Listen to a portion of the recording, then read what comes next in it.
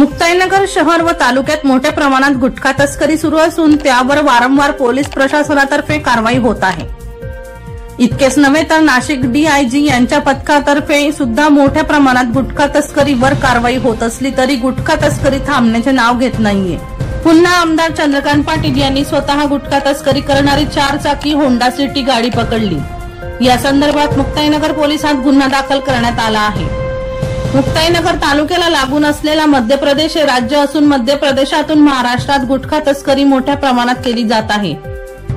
आज सकाळी आमदार चंद्रकांत पाटील हे चारठाणा येथे जात असताना आमदारांचे सुरक्षा रक्षक असलेल्या पोलिसांनी एक संशयास्पद जात असलेले वाहन अडवले असता त्या वाहनात अवैधरित्या गुटखा तस्करी होत असल्याचे आढळून आले।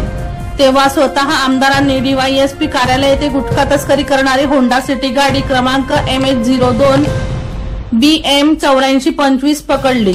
या वाहनांमध्ये 4,98,100 रुपयाचा गुटखा आढळून आला।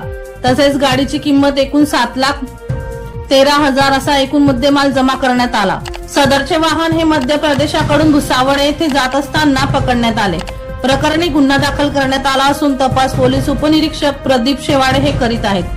दीपक राठोड यांचा रिपोर्ट DR न्यूज जळगाव।